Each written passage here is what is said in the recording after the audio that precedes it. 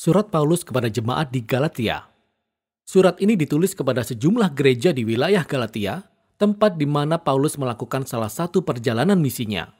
Kita dapat membaca kisahnya di kitab Kisah Para Rasul. Ia menulis surat yang penting ini dengan rasa frustasi dan kemarahan yang mendalam. Berikut ini adalah latar belakangnya. Kekristenan dimulai sebagai gerakan mesianik Yahudi di Yerusalem, tetapi pesannya ditujukan bagi seluruh umat manusia. Itulah sebabnya kekristenan menyebar dengan cepat keluar Israel. Saat Paulus menjadi misionaris, jumlah orang bukan Yahudi sama banyaknya dengan orang Yahudi dalam gerakan Yesus. Dan ini memicu perdebatan besar seperti yang kita ketahui dari kitab Kisah Para Rasul pasal 15. Secara historis, umat perjanjian Allah hanya berfokus pada satu kelompok suku, yakni Israel. Dan mereka dikhususkan dengan menjalankan perintah Taurat seperti sunat bagi laki-laki, makan makanan halal, dan memelihara hari Sabat.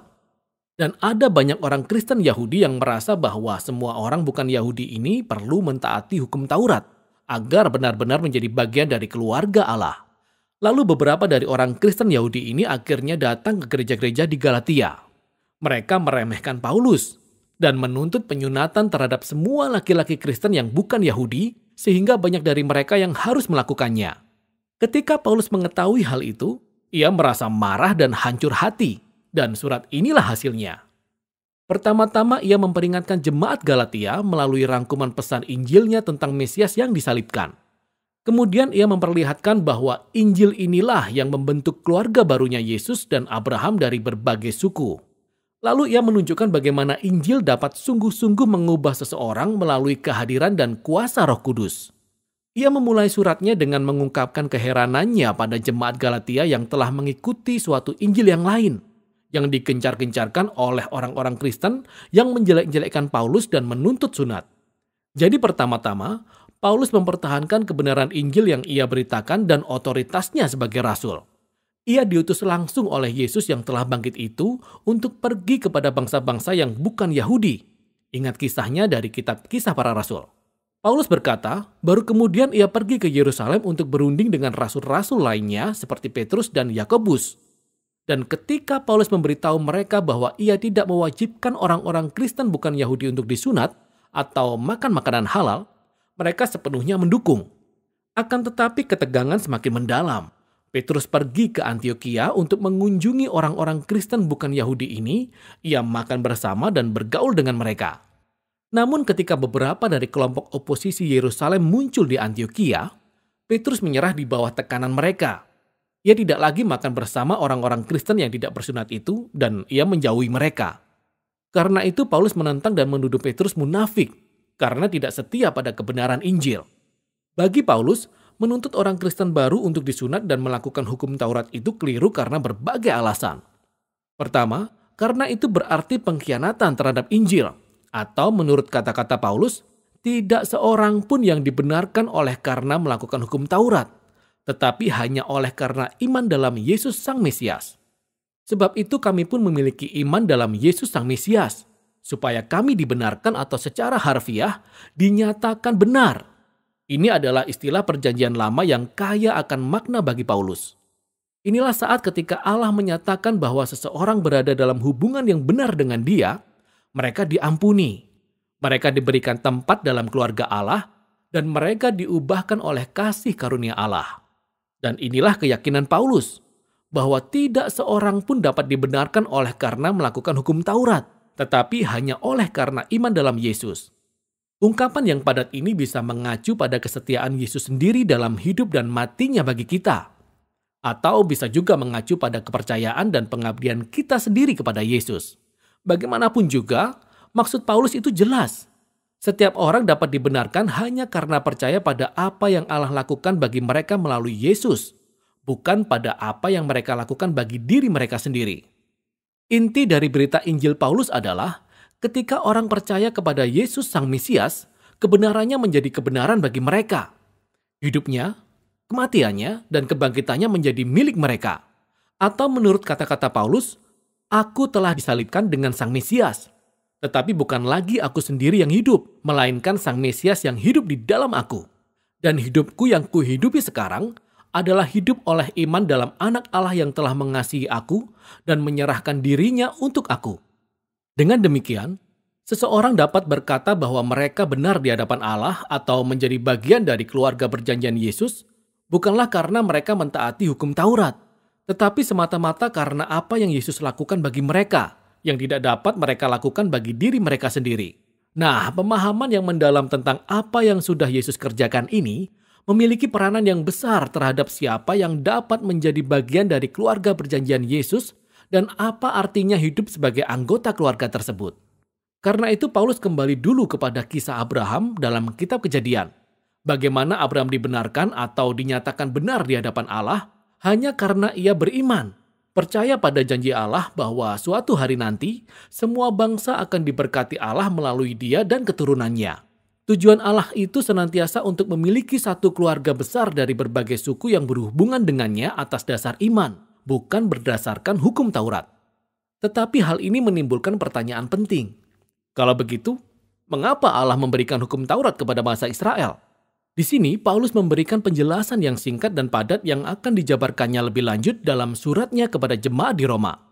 Ia mengamati bahwa hukum Taurat diberikan kepada bangsa Israel di Gunung Sinai jauh setelah janji Allah kepada Abraham. Dan kalau kita membaca hukum Taurat dengan seksama, Paulus berkata, kita akan melihat bahwa Allah menginginkan hukum ini untuk sementara saja. Menurut Paulus, hukum ini memiliki peran negatif dan positif. Secara negatif, hukum Taurat bertindak seperti kaca pembesar atas dosa bangsa Israel. Hukum ini memperlihatkan bagaimana bangsa Israel pun tidak bisa lepas dari kondisi manusia yang penuh dosa, yang terus-menerus memberontak terhadap hukum Allah. Jadi hukum Taurat yang baik itu akhirnya menyatakan Israel bersalah. Demikian pula seluruh umat manusia. Atau menurut kata-kata Paulus, hukum Taurat telah mengurung setiap orang di bawah kekuasaan dosa. Akan tetapi, hukum Taurat juga memiliki peran positif, yang bertindak seperti guru sekolah yang tegas, yang menuntun bangsa Israel agar tetap di jalan yang benar sampai kedatangan keturunan Abraham yang dijanjikan, Sang Mesias. Dan saat Sang Mesias datang, ia akan memenuhi tujuan hukum Taurat bagi bangsa Israel. Yesuslah orang Israel yang setia, yang sungguh mengasihi Allah dan sesama. Dan sebagai Raja Israel, ia mati untuk menanggung kutuk dan akibat dari kegagalan bangsa Israel ke dalam dirinya dan untuk membawa pembebasan. Jadi melalui Yesus yang adalah keturunan Abraham, berkat Allah dapat turun bagi semua orang tanpa memandang suku, status sosial, atau jenis kelamin. Bagi Paulus, menuntut orang-orang Kristen bukan Yahudi untuk melakukan hukum Taurat itu sangat tidak masuk akal. Ini seolah-olah Yesus belum menggenapi janji Allah ataupun membereskan dosa-dosa kita. Ini berarti mengabaikan kebebasan baru yang kita peroleh melalui Yesus dan karunia Roh Kudus, serta membatasi janji dan berkat Allah hanya untuk satu suku saja. Akan tetapi, para penentang Paulus mungkin berargumen, hukum Taurat itu adalah pedoman yang telah terbukti untuk hidup sesuai dengan kehendak Allah. Bagaimana orang Kristen yang bukan Yahudi dapat mengetahui kehendak Allah tanpa hukum Taurat? Paulus menanggapinya di pasal 5 dan 6, dengan menjelaskan bahwa kuncinya terletak pada kehadiran Yesus yang mengubahkan melalui Roh-Nya. Hukum Taurat itu baik dan bijak, kata Paulus. Bahkan seluruh hukum Taurat dapat dirangkum seperti yang dilakukan Yesus dalam perintah untuk mengasihi sesamamu manusia seperti dirimu sendiri. Namun walaupun baik adanya, hukum Taurat tidak memberi bangsa Israel kekuatan untuk mentaatinya.